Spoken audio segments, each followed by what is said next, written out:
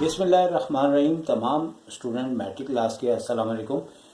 21.3 यानी कि दो एक्सरसाइज आपकी 21 और 22 कंप्लीट होने के बाद 21.3 भी आपकी खिदमत में हम पेश कर रहे हैं। याद रखें, हर एक्सरसाइज एक केस है।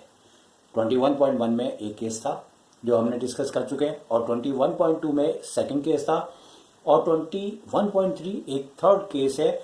तो सबसे पहले बात कर लेते हैं कि ये जो केस है आखिर हमें एग्जाम में कैसे पता लगेगा कि कहाँ से ये क्वेश्चन आया है। तो याद रखें कि फर्ज करें पहले इस तरह नहीं हो रहा था जो अब इस केस में होगा। तो केस नंबर आपका जो 2 है, 3 है, इसमें होना क्या है कि अपॉन में हमारा जो डिनोमिनेटर दिया हुआ है, ऊपर की मैं बात नहीं करता, बात करता हूँ नीचे की। और जितने भी अब तक क्वेश्चन है तमाम में डिनोमिनेटर से हर केस को जज किया जाता है। अब यहाँ मिसाल के तौर पे यहाँ पे x के ऊपर स्क्वायर लिखा है और यहाँ पे प्लस का 5 लिखा हुआ है, और इसी तरह से अगर एक और ब्रैकेट ले लें और यहाँ पे एक्स स्क्वायर प्लस 2x और प्लस 3 लिखा हुआ है। तो केस नंबर 3 को कैसे हम कैच करेंगे? तो याद रखें कि ब्रैकेट के अंदर जो है हमारे पास क्वाड्रेटिक इक्वेशन हो सकती है, क्यूबिक इक्वेशन हो सकती है, लेकिन लीनियर होगी तो वो केस नंबर 1 कहलाएगा, यानी कि एक्सरसाइज 21.1। और यहाँ पे भी क्वाड्रेटिक है, और चाहता तो यहाँ क्यूबिक इक्वेशन भी कर सकता था, लेकिन जैसे कि ये टॉपिक सेकेंड ईयर से आया तो वहाँ पे तो ऐसा एक्सपेक्टेड है, क्योंकि वहाँ पे 4-5 पेजेस पे क्वेश्चन चले जाता है, जबकि यहाँ क्लास 10 के लिहाज से अब तक मेरा जो एक्सपेरिमेंट रहा है तो कोई भी क्वेश्चन 2 पेज से ज़्यादा नहीं चला। अब इसमें किस तरह से पता लग रहा है कि ये क्वाड्रेटिक इक्वेशन है, यानी एक्स का स्क्वायर है और इधर भी स्क्वायर है। तो याद रखें जब ऐसा होगा, या एक और हम यहाँ पे ब्रैकेट लगा लेते हैं ताकि बात पूरी तरह से आपको वाज़ेह हो सके।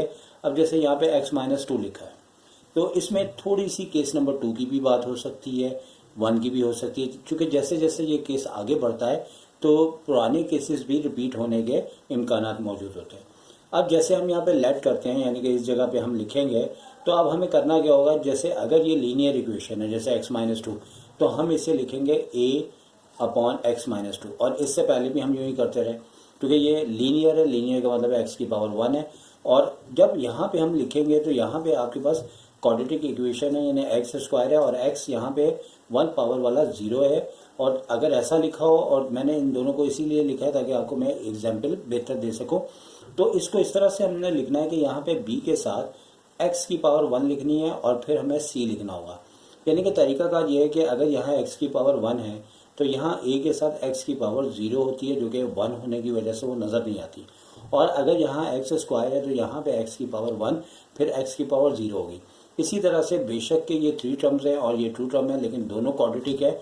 तो अगर हम इसकी बात करते हैं तो अगर हम इसको लिखेंगे, और ये इतना लेंथी क्वेश्चन आपके क्लास में नहीं है, लेकिन समझाने के लिए मैं इसे यूज़ कर रहा हूँ। अब c के बाद हमें यहाँ पे dx प्लस e लिखना होगा। तो याद रहे कि ये पहले पैटर्न पे अगर यह लीनियर है, यानी अगर बात हम 21.1 की करें तो हर एक लीनियर था, या फिर फार्मूला लगा, और फार्मूला भी यहाँ पे मैं मेंशन कर दूँ कि अगर यहाँ एक्स स्क्वायर और 5 की टर्म अगर नेगेटिव हो, बेशक के स्क्वायर ना हो बनता हो, लेकिन एक्स के ऊपर स्क्वायर हो, तो फिर ये फैक्टर फॉर्म में आ जाता है। अगर फैक्टर फॉर्म में आ जाएगा तो वो आपकी 21.1 वाला केस कहलाएगा। और अगर यहाँ पे प्लस है तो आपका ये फैक्टर फॉर्म में नहीं आ सकता, तो ये केस नंबर 3 है और 21.3 में डिस्कस किया गया है। मेन चीज़ ये है कि केस नंबर 3 को गैस करने के बाद आपको इसकी पोजीशन जो है वो इस तरीके से करनी चाहिए। अगर बात समझ ना आए तो दोबारा से ये हिस्से को पीछे से देखें और यकीनी तौर पे समझ आ जाएगा। अगर समझना चाहें तो इंशाल्लाह समझ में आ जाएगा। अब हम पहले क्वेश्चन के ऊपर बात कर लेते हैं। तो पहला क्वेश्चन है, इसमें हमें पार्शियल फ्रैक्शन के अंदर सॉल्व करना है, जैसे कि अब तक करते आ रहे हैं। और केस नंबर 3 मैंने यहाँ पे भी मेंशन किया है। तो यहाँ पे अब जैसे आप देख सकते हैं कि एक लीनियर और एक क्वाड्रेटिक फॉर्म में लिखा हुआ है। तो हमें करना यह है कि इसको जब लेट करेंगे तो हमें करना इस तरह से है कि a/x-2 ले लिया, जैसे कि मैंने एग्जाम्पल में इससे पहले आपको समझाया, और एक्स स्क्वायर प्लस 7 है इसके लिए, जैसे कि आपको बताया था कि यहाँ पे हमें प्लस bx, यानी कि यहाँ हमेशा प्लस रखना है, bx प्लस c लेना है।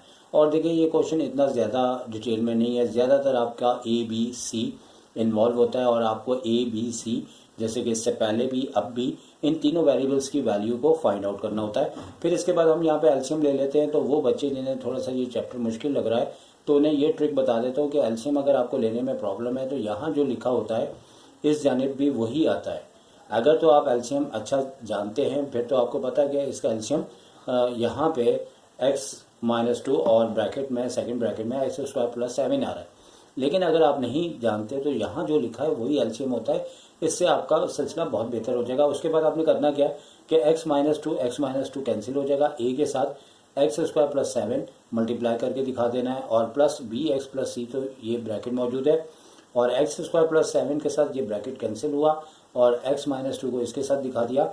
अच्छा, अब इसके बाद ये है कि हमें करना यूँ होगा कि फौरी तौर पे जैसे हम पहले भी करते रहे इसे नंबर 2 कह देंगे और यहाँ से हमारे पास लीनियर फॉर्म में जो ब्रैकेट दिया होता है जैसे कि हमने 21.1 में किया और 2 में भी किया कि यहाँ से x की वैल्यू बना के हम नंबर 2 में पुट करेंगे और जैसे ही पुट करेंगे तो किसी एक वेरिएबल्स यानी a b c में से किसी एक का आंसर हमें मिल जाएगा जो हमारे लिए आसानी का जरिया बनेगा।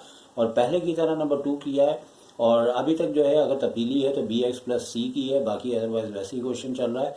तो अब हमने x की जगह 2 वैल्यू रखते हुए और x² था पहले, फिर -x था, 2 वैल्यू रखी और इसी जानिब यानी कि हमारे राइट हैंड साइड पे, क्योंकि मैंने ये भी आपको मेंशन बताया कि x की वैल्यू जब 2 है तो 2 यहाँ जैसे ही रखा जाएगा तो ये 0 से ये पूरी टर्म आपकी 0 हो जाएगी, जो कि मैं मेंशन भी कर रहा हूँ ताकि आपको, और अगर आप डायरेक्ट भी 0 लिखना चाहें तो लिख सकते हैं। लेकिन यहाँ चूँकि x² था तो 2 का स्क्वायर जैसे ही किया 4 हो गया, 4 + 7 आपको पता है 11 होता है और यहाँ पे इस साइड को सॉल्व करने पे -11 आया। अब 11 से 11 को डिवाइड किया तो -1 आ गया। इसके बाद अब फर्दर प्रोसेस जो आगे चलेगा वो जैसे कि केस नंबर 3 है तो कुछ तब्दीलियाँ आएंगी। तो अब यहाँ पे करना ये कि ए वेरिएबल यानी कि जो हमने सपोज किया उसका आंसर आ चुका है। अब बी और सी हमारे टारगेट है। अच्छा, तो अब ये करना है कि आपने यहाँ से देखना है कि अगर आप इन तमाम को आपस में मल्टीप्लाई कर रहे हैं तो 2-3 स्टेप्स आपके यूज़ हो जाएंगे। अगर आप उससे बचना चाह रहे हैं और अगर आप मल्टीप्लाई कर दें तो आसानी है, लेकिन 2-3 स्टेप के लिए फिर जहन बना के रखें कि लेंदी होगा। और अगर मल्टीप्लाई नहीं करते तो ये इसकी ट्रिक है कि आप देखेंगे यहाँ पे a को अगर इससे x² से मल्टीप्लाई किया जाए तो ax² की एक टर्म यहाँ पे बन रही है और यहाँ पे इस x और इस bx को जैसे ही हम मल्टीप्लाई करेंगे तो ये bx² बन जाएगा। तो इस तरीके से x² वाली 2 टर्म हमें मिलेंगी और जिससे हमने कॉमन लेके a + b का एक रिलेशन बना लिया और लेफ्ट हैंड साइड बिल्कुल वैसे ही चलता रहेगा। और इसके बाद एक अब जैसे a + b आ चुका है और a की वैल्यू हमें गिवन है, तो गिवन तो नहीं है, फाइंड आउट कर चुके हैं, तो b की वैल्यू रखेंगे तो आगे चल के आपको बताएंगे तो उससे आपका b आ जाएगा। लेकिन सवाल ये पैदा होता है कि हमें c का रिलेशन भी लाजमी लेना है।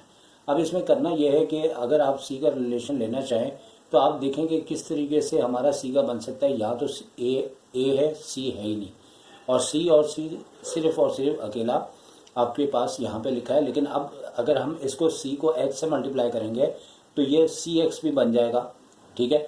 लेकिन अगर हम इस c को -2 से मल्टीप्लाई करते हैं तो -2c बन जाएगा। अब अगर हम बेहतर करें तो इस तरीके से हम कर सकते हैं कि अगर यहाँ पे cx और यहाँ कोई x नहीं है और cx का अगर हम डायरेक्ट रिलेशन बनाएंगे तो वो -1 के इक्वल आ जाएगा। लेकिन जैसे कि यहाँ मैंने सॉल्व किया तो मैंने कांस्टेंट के लिहाज से कर दिया।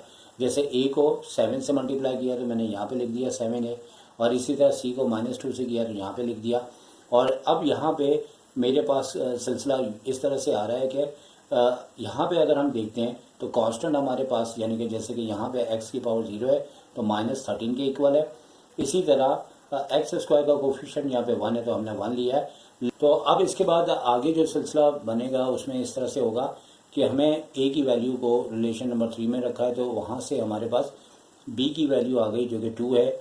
और इसी तरह अब जो रिलेशन नंबर 4 बना था इसमें हमने a की वैल्यू -1 रखी और जैसे ही a की जगह -1 रखा तो हमारे पास c की वैल्यू आपके पास +3 आ गई।